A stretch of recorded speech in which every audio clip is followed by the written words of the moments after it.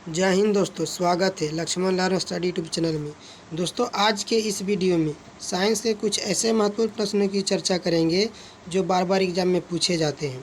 दोस्तों, आज के इस वीडियो में टॉप 60 प्रश्न कवर करने वाले हैं जो कि काफ़ी इम्पोर्टेंट रहने वाला है। दोस्तों, इसमें फिजिक्स, केमिस्ट्री और बायोलॉजी तीनों से प्रश्न लिया गया है। दोस्तों, यदि आप भी अपनी तैयारी अच्छे तरीके से करने चाहते हैं तो वीडियो को बिना स्किप किए हुए अंत तक बने रहिएगा। तो चलिए दोस्तों, आज के पहले प्रश्न की ओर चलते हैं। आज का हमारा पहला प्रश्न है, नाभिकीय रिएक्टर और परमाणु बम में क्या अंतर है। दोस्तों, नाभिकीय रिएक्टर और परमाणु बम में क्या अंतर है। तो दोस्तों, नाभिकीय रिएक्टर की बात करें तो नाभिकीय रिएक्टर में श्रृंखला अभिक्रिया नियंत्रित होती है, जबकि परमाणु बम में श्रृंखला अभिक्रिया नियंत्रित नहीं होती है। यानी अपना जो राइट आंसर हो जाएगा option number B is the correct answer. नाभिकीय रिएक्टर के निर्माण में निम्नलिखित में से कौन सा एक अनिवार्य है। दोस्तों, नाभिकीय रिएक्टर के लिए कौन सा है जो कि अनिवार्य है, तो क्या है, zirconium. Option number C is the correct answer.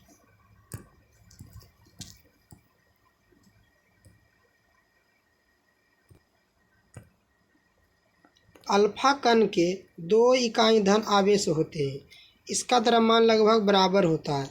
दोस्तों, द्रव्यमान की बात करें तो क्या होता है कि 2 पॉजिट्रॉनों और 2 न्यूट्रॉनों के द्रव्यमान के योग के बराबर होता है दोस्तों। यानी अपना जो कि राइट आंसर हो जाएगा ऑप्शन नंबर सी।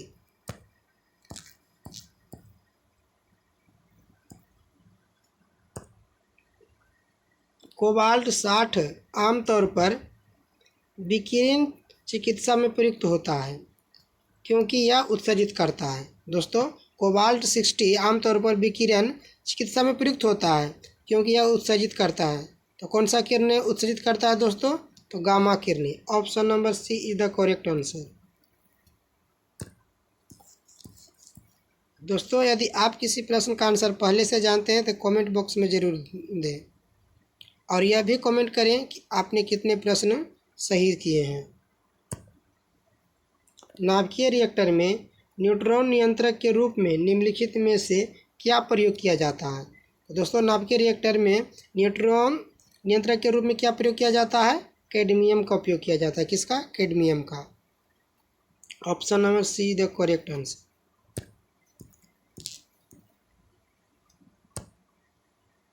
परमाणु पाइल का प्रयोग कहाँ होता है। दोस्तों, परमाणु पाइल का प्रयोग कहाँ होता है, तो नाभिकीय विखंडन के प्रचलन में होता है। दोस्तों, कहाँ, नाभिकीय विखंडन के प्रचलन में। अपना राइट आंसर हो जाएगा ऑप्शन बी।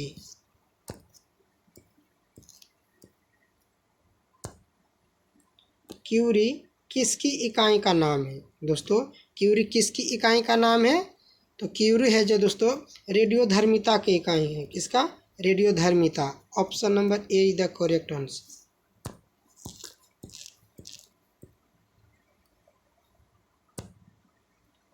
नाभिकीय रिएक्टरों में ऊर्जा उत्पन्न होती है। दोस्तों, नाभिकीय रिएक्टरों में ऊर्जा कहाँ से उत्पन्न होती है, यानी कि किसके द्वारा उत्पन्न होती है। तो अपना जो राइट आंसर हो जाएगा ऑप्शन नंबर सी, नियंत्रित विखंडन द्वारा। Option number C is correct answer.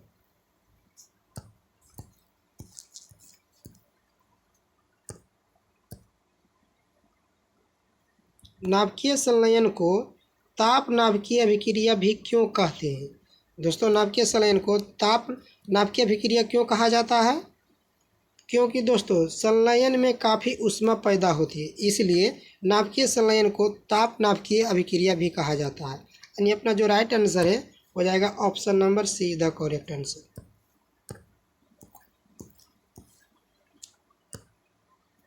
Radio carbon dating की उम्र ज्ञात करने के लिए प्रयुक्त किया जाता है। दोस्तों, कहने का मतलब है कि रेडियो कार्बन डेटिंग किसकी उम्र ज्ञात करने के लिए प्रयुक्त किया जाता है।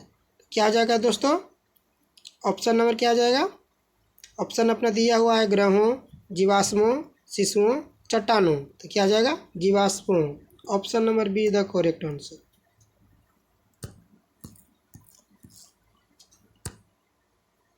परमाणु रिएक्टर क्या है। दोस्तों, परमाणु रिएक्टर क्या है। दोस्तों, परमाणु रिएक्टर की बात करें तो आणविक भट्ठी एक प्रकार की क्या है, आणविक भट्ठी। Option number D is the correct answer.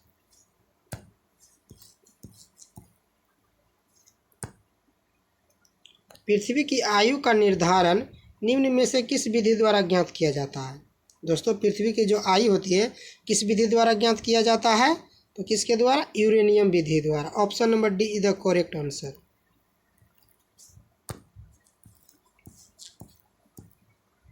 दोस्तों यहाँ से अपना दूसरा चैप्टर स्टार्ट होता है, बायोलॉजी।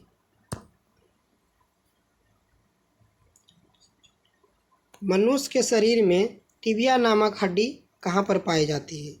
दोस्तों मनुष्य के शरीर में टिबिया नामक हड्डी कहाँ पाया जाता है? तो याद रखेंगे दोस्तों, टांगों में। कहाँ पाया जाता है? टांगों में। Option number B the correct answer.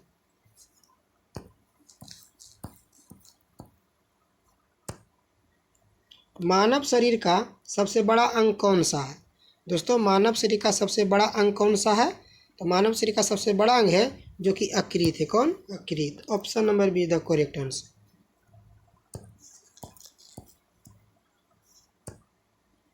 मनुष्य के मस्तिष्क का सबसे बड़ा भाग कौन सा है? दोस्तों मनुष्य के मस्तिष्क का सबसे बड़ा भाग कौन सा होता है? तो इस प्रश्न का जो राइट आंसर है ऑप्शन नंबर डी। क्या हो जाएगा? ऑप्शन नंबर डी, प्रमस्तिष्क। D is the correct answer. मनुष्य के शरीर में प्रचुर मात्रा में पाए जाने वाला तत्व है।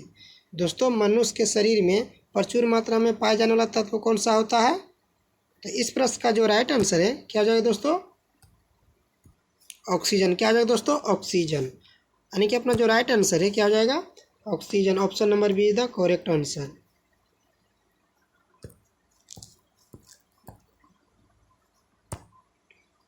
मनुष्य का सामान्य तापक्रम कितना होता है?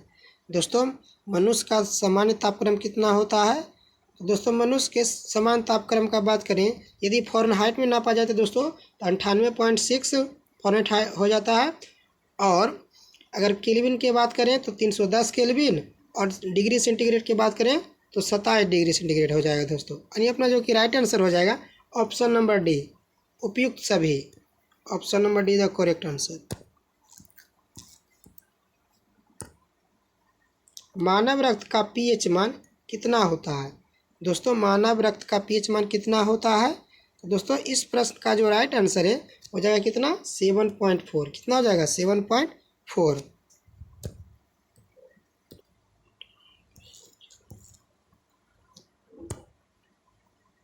मनुष्य में रक्तचाप किस ग्रंथि के द्वारा नियंत्रित होता है?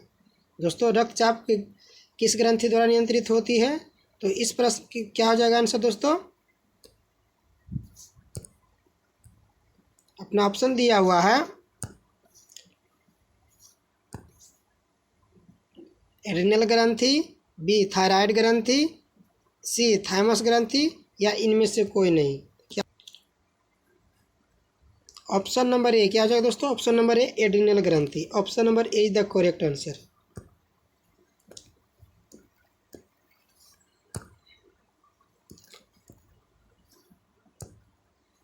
मनुष्य के शरीर में सबसे छोटी हड्डी कौन सी होती है? दोस्तों मनुष्य के शरीर में सबसे छोटी हड्डी की बात करें तो क्या हो जाती है? स्टेपीज। कौन सी होती है दोस्तों? स्टेपीज। और यह कहाँ पाई जाती है दोस्तों? तो कान में। कहाँ पाया जाता है दोस्तों? कान में।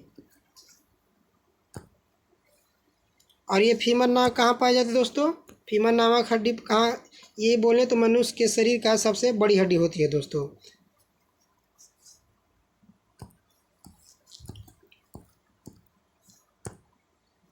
मनुष्य के शरीर में सबसे बड़ी हड्डी कौन सी होती है?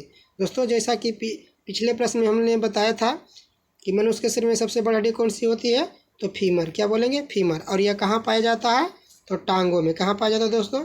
टांगों में। यानी अपना जो कि राइट आंसर हो जाएगा option number B the correct. बुढ़ापे में कौन सी ग्रंथि लुप्त हो जाती है?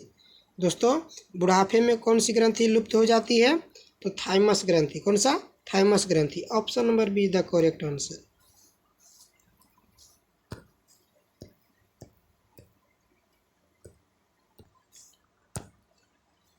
मनुष्य के रक्त में कौन सा धातु पाया जाता है? दोस्तों मनुष्य के रक्त में कौन सा धातु पाया जाता है? तो क्या पाया जाता है दोस्तों? लोहा। कौन सा पाया जाता है? लोहा। Option number C the correct answer.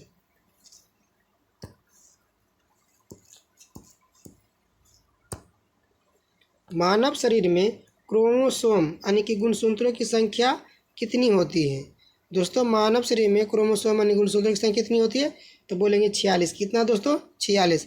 यदि जोड़ा युग्म के बात करें तो दोस्तों कितना बोलेंगे? 23। युग्म के बात करें तो बोलेंगे 23। यदि पूरे बोलें कि गुणसूत्रों की संख्या कितनी होती है कुल, तो बोलेंगे 46।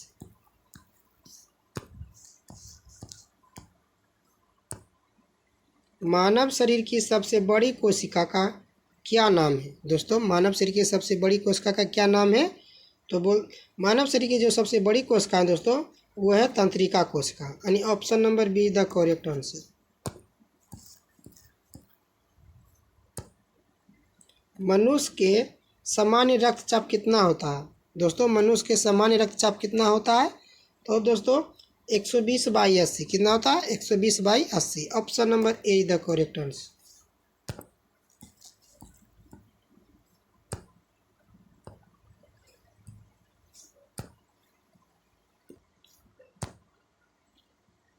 मानव शरीर का रक्त बैंक यानी कि ब्लड बैंक किसे कहा जाता है? दोस्तों मानव शरीर का ब्लड बैंक किसे कहा जाता है? तो प्लीहा को कहा जाता है। किसको? प्लीहा को। Option number A the correct answer.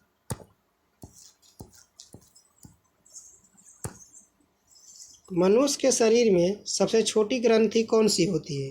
दोस्तों मनुष्य के शरीर में सबसे छोटी ग्रंथि कौन सी होती है?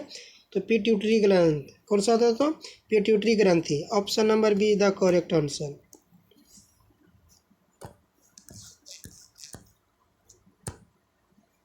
मानव शरीर में जल की मात्रा कितनी होती है? दोस्तों मानव शरीर में जल की मात्रा कितनी होती है? तो 80%। Option number A the correct answer.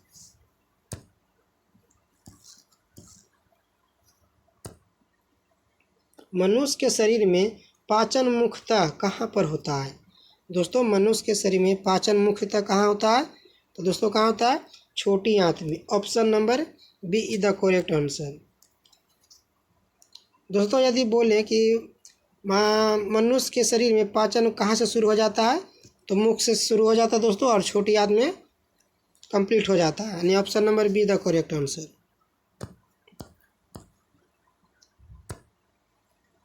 मनुष्य के शरीर में पित्त कहाँ उत्पन्न होता है? दोस्तों मनुष्य के शरीर में पित्त कहाँ उत्पन्न होता है? दोस्तों इस प्रश्न का जो राइट आंसर है क्या हो जाएगा दोस्तों? ए अपना ऑप्शन दिया हुआ छोटी आंत, बी दिया है हृदय, सी यकृत या बड़ी आंत। तो क्या जाएगा अपना आंसर दोस्तों? यकृत। Option number C the correct answer.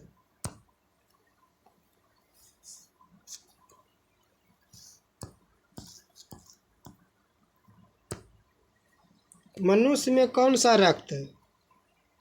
दोस्तों मनुष्य में वह कौन सा रक्त है जिसे सर्वदाता रुधिर वर्ग कहा जाता है? तो कौन हो जाएगा दोस्तों? ओ। कौन सा ग्रुप हो जाएगा? O. Option number A is the correct answer.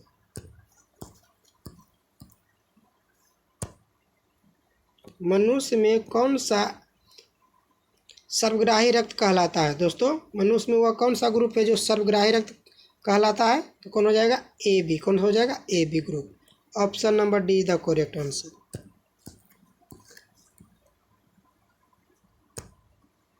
Insulin की कमी से कौन सा रोग होता है? दोस्तों इंसुलिन की कमी से कौन सा रोग होता है? तो दोस्तों इंसुलिन की कमी से एनीमिया नामक रोग हो जाता है। Option number C the correct answer.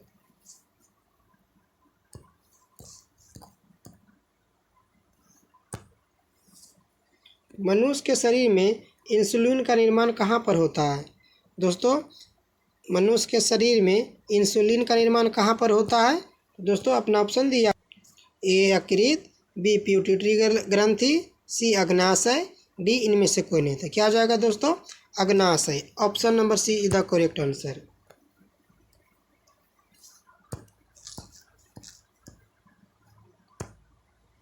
मनुष्य के शरीर में लाल रक्त का निर्माण कहाँ पर होता है? दोस्तों मनुष्य के शरीर में लाल रक्त कण का निर्माण पूछिए तो कहाँ बोलिएगा? अस्थि मज्जा में। Option number C is correct answer.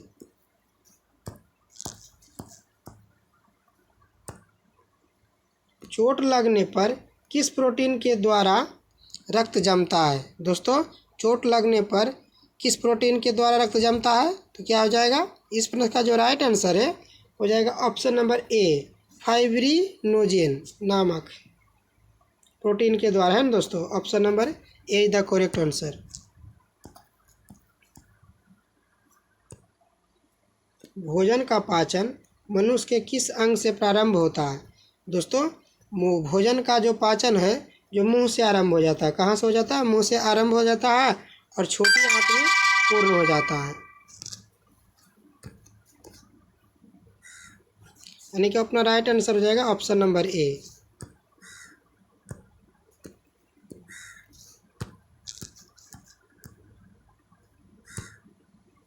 मनुष्य निम्नलिखित में से कौन सा अंग उत्सर्जन अंग है? दोस्तों, मनुष्य का जो कौन सा अंग है जो उत्सर्जन अंग दिया हुआ है? दोस्तों, इसमें ऑप्शन दिया हुआ है हृदय, बी वृक्क, सी छोटी आंत, डी यकृत। तो अपना क्या आंसर हो जाएगा? ऑप्शन नंबर बी वृक्क। Option number B the correct answer.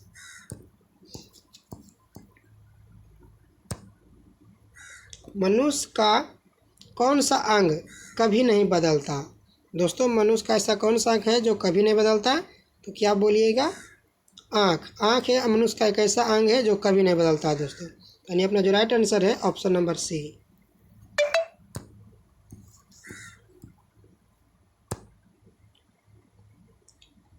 Ads किस जीव के कारण होता है? दोस्तों, एड्स नामक जो बीमारी होता है किस जीव के कारण होता है? तो विषाणु के कारण। Option number C is the correct answer.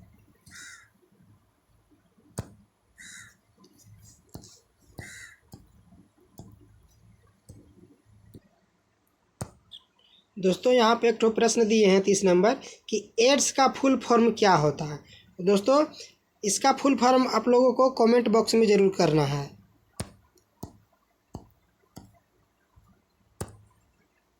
विश्व का प्रत्येक पदार्थ अत्यंत सूक्ष्म कणों से मिलकर बना होता है, यह सर्वप्रथम किसने कहा?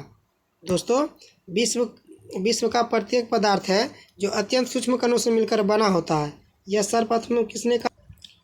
अपना क्या आंसर हो जाएगा दोस्तों? कनाद। कनाद नामक वैज्ञानिक ने कहा था दोस्तों। किसने? कनाद नामक वैज्ञानिक ने। Option number B is the correct answer.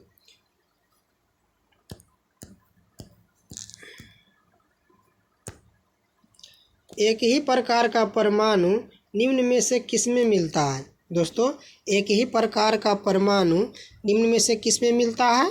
तो प्राकृतिक तत्व में। Option number C is the correct answer.